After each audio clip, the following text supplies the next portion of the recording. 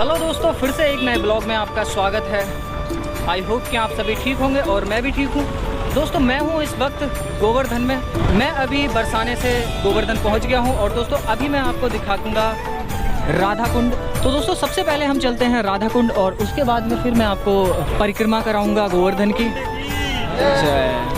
तो सबसे पहले हम चलते हैं राधा कुंड, जो कि आप यहाँ पे देख रहे होंगे 7 किलोमीटर दूर है मात्र। तो सबसे पहले हम करेंगे राधा कुंड के दर्शन और उसके बाद में फिर मैं आपको जो गोवर्धन की परिक्रमा है वो करवाऊंगा। तो फिलहाल चलते हैं।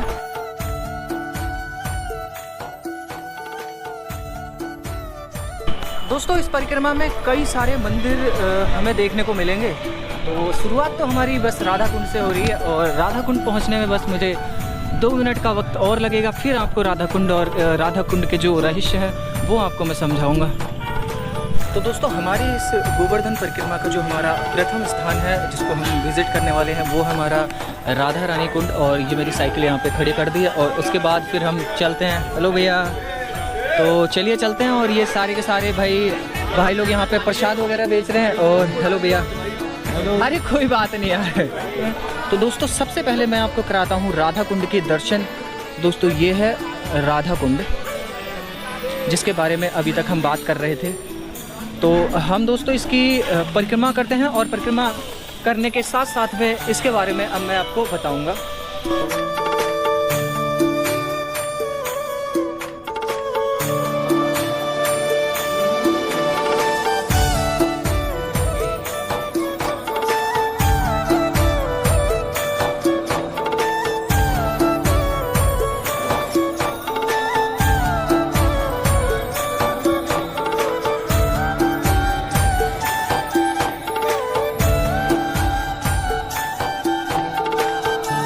दोस्तों हम गोवर्धन गिरधारी की जब परिक्रमा करते हैं तो रास्ते में हमें एक कुंड पड़ता है जिस कुंड को हम राधा कुंड के नाम से जानते हैं। और दोस्तों ये है वो राधा कुंड।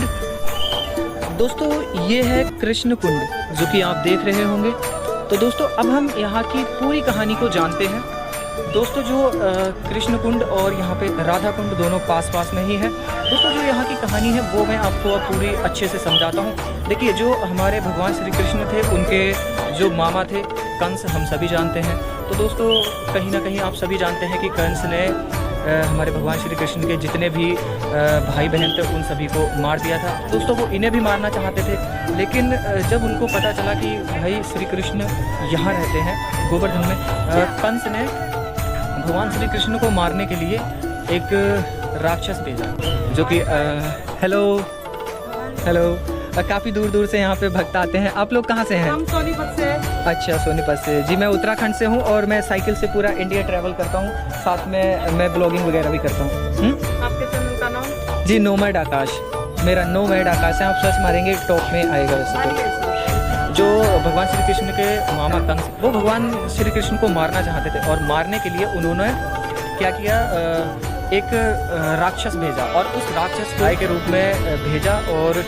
और हमारे जो भगवान श्री कृष्ण थे वो कहीं ना कहीं अंतर्यामी है और उन्हें सभी कुछ पता चल गया कि असल में ये गाय ना होके ये कोई राक्षस है जो कि हमारे मामा ने भेजा है हमें मारने के लिए। तो उन्होंने उस गाय को पकड़ा और पकड़ के उसे पटक के उसका वध कर दिया। तो दोस्तों वध कर दिया। तो ये सब बात जब हमारी माता राधा रानी को पता चली तो भाई राधा रानी ने भगवान श्री कृष्ण से कहा कि आपने तो गौ हत्या कर दी है और आपने गाय मार दी, आपको तो बहुत बड़ा पाप लगेगा, आपको तो गौ हत्या का पाप लगेगा। तो भगवान श्री कृष्ण तो भाई उंगलियों पे नाचते थे क्योंकि भाई वो बहुत ज़्यादा प्रेम करते थे श्री राधा रानी से। तो वो क्या करने लगे कि उन्होंने कहा कि राधे अब आप बताइए कि हम मुझे क्या करना चाहिए। अब वो चाहें तो वो कुछ भी कर सकते हैं, लेकिन नहीं, उन्हें तो भाई उनसे प्रेम है तो उनके सारे नखरे उठाने हैं और उनकी सभी बातें माननी है। तो उन्होंने कहा कि बताइए मुझे क्या करना चाहिए। तो श्री राधा रानी ने कि आपको सभी तीर्थ करने चाहिए और तीर्थ करने के बाद ही आपके जो भी पाप लगा है आपको गौ हत्या का, वो पाप आपका तीर्थ करने से ही आपका हटेगा आपके ऊपर से। तो फिर उसके बाद में फिर भगवान श्री कृष्ण ने जितने भी तीर्थ थे उन सभी तीर्थों को पानी के रूप में मतलब जल के रूप में बुलाया और जल के रूप में बुला के इस जगह पे जो कृष्ण कुंड है, ठीक है जी, इस कृष्ण कुंड में उन्होंने सभी तीर्थों के पानी को यहाँ पे इकट्ठा किया और उससे नहा के स्नान करके अपना जो पाप लगा था, जो गौ हत्या का पाप लगा था, उसको मतलब पाप से मुक्ति प्राप्त करी। और दोस्तों जो राधा रानी थी, जो आप वहाँ पे देख रहे हैं, जो राधा कुंड है हमारा, जो माता राधा थी वो यहाँ पर बैठी थी और बैठे बैठे उन्होंने अपने कंगन से, टूटे हुए कंगन से खोद खोद के यहाँ पे राधा कुंड बनाया। और भाई जब राधा कुंड बनाया तो भगवान श्री कृष्ण कैसे मान जाएंगे कि मैं राधा जी की बनाई हुई किसी भी चीज़ का उपयोग ना करूँ। इस राधा कुंड में भगवान जी ने हमेशा स्नान करना स्टार्ट कर दिया और वो पर डे इसी में नहाने लगे, प्रतिदिन नहाने लगे और राधा रानी को और इस कुंड को ये वरदान दिया, मेरे द्वारा जो बनाया हुआ कुंड है इस कुंड से भी ज़्यादा प्रसिद्ध राधा रानी का कुंड होगा। इसीलिए दोस्तों जो इस जगह का नाम भी राधा कुंड के नाम से जाना जाता है और कृष्ण कुंड है, और ये जो आपको पहले मैंने दिखाया वो राधा कुंड है। और दोस्तों आपको एक अनोखी बात यहाँ पे दिखाता हूँ, जो रहस्यमय बात है, ये है कि जो ये श्याम कुंड है उसका जल है वो काला है, जो कि हमारे भगवान श्री कृष्ण के रंग था उसको दर्शाता है, क्योंकि हमारे जो भगवान श्री कृष्ण थे वो श्याम कलर के थे, मतलब काले थे, तो इसका जल काला है। और मैं अब आपको दिखाता हूँ राधा कुंड का। दोस्तों ये है राधा कुंड और इसका पानी बिल्कुल साफ है, और जबकि आपको मैंने कृष्ण कुंड का पानी दिखाया, कृष्ण कुंड का पानी जो है वो काला है। आपको मैं बता दूँ दोस्तों, यहाँ पे आपको अघोरी अष्टमी को, आपको फिर से एक बार बता रहा हूँ, अघोरी अष्टमी को यहाँ पे स्नान करने से आप जो निसंतान लोग होते हैं उनके बच्चे हो जाते हैं। तो यहाँ पे जो अघोरी अष्टमी होती है उस दिन यहाँ पे बहुत सारे लोग दूर दूर से आते हैं यहाँ पे स्नान करने, और कुछ लोग अपनी मनोकामनाएं मांगते हैं तो उनकी सभी मनोकामनाएं पूरी होती हैं। तो चलिए अब हम करते हैं भाई इसकी परिक्रमा, क्योंकि मैं वहाँ से ऐसे आ गया हूँ और अब यहाँ से होते हुए जाना है।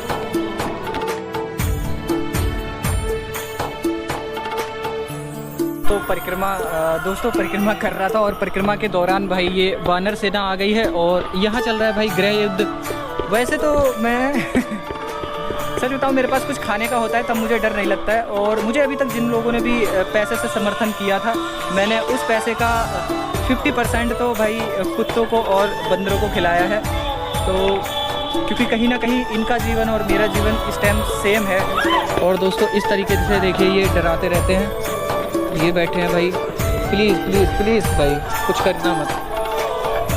और ये भाई लोग अपना पूजा अर्चना में और इस तरीके से लोग भक्ति में लीन रहते हैं। तो अगर आप कभी इधर आते हैं ना, मथुरा, वृंदावन और आपका बरसाना, तो इन जगह में लोग आपको आप सोचेंगे ये पागल है, लेकिन असल में वो पागल नहीं, वो भक्ति में पागल है। बाकी कुछ इस तरीके का है। और ये राधा रानी का कुंड है, जैसे हम राधा कुंड कहते हैं। तो चलिए फिलहाल हमारी जो परिक्रमा है वो लगभग पूरी हो चुकी है, और दोस्तों अंधेरा होने का टाइम आया है और शाम हो चुकी है, तो मुझे अभी अपने रहने के लिए भी ढूंढना है। और बाकी जो ये वीडियो पहली बार लोग देख रहे हैं, मैं उनको बता दूं कि दोस्तों मैं विदाउट मनी ट्रैवल कर रहा हूं पूरा इंडिया का, और मैं सभी जो भी तीर्थ स्थल होते हैं हमारे, मैं वहां जाता हूं, और साथ में जो भी टूरिस्ट प्लेस होते हैं उन सभी को विजिट करता हूं। उनके विषय में जो भी चीज़ें होती हैं वो सब मैं आपको बताता हूं, जैसे उसका क्या रहस्य है। और ये दीदी पीछे से चिल्ला रही हैं तो मैं उनके विषय में सभी कुछ बताता हूँ कि भाई मंदिर का क्या इतिहास है, क्या रहस्य है, और साथ में कितनी दूरी है यहाँ से रेलवे स्टेशन। इस तरीके से जो भी संपूर्ण जानकारी होती है वो मैं अपने चैनल के थ्रू लोगों को बताता हूँ। तो दोस्तों अगर आपको वीडियो मेरी अच्छी लगती है तो दोस्तों वीडियो को लाइक करना बिल्कुल भी ना भूलना, और दोस्तों चैनल को सब्सक्राइब कर दो, क्योंकि दोस्तों कहीं ना कहीं ये चीज़ें आपके काम की होती हैं। आप तीर्थ करने जाते हैं लेकिन आपको नहीं पता होता है कि ये तीर्थ है क्या। आपको पता है राधा कुंड है, बस हो गया, परंतु राधा कुंड क्यों बना और कृष्ण कुंड क्यों बना, तो ये सब जानकारियाँ दोस्तों मैं आपको प्रॉपर तरीके से मंदिर से रिलेटेड और जो भी टूरिस्ट प्लेस है उन सब से रिलेटेड वीडियो दूंगा। तो दोस्तों वीडियो को लाइक कर देना और कमेंट करके ज़रूर बताना, और दोस्तों चैनल को सब्सक्राइब करना बिल्कुल भी मत भूलना। बाकी राधे राधे, मिलते हैं दूसरे एक नए ब्लॉग में।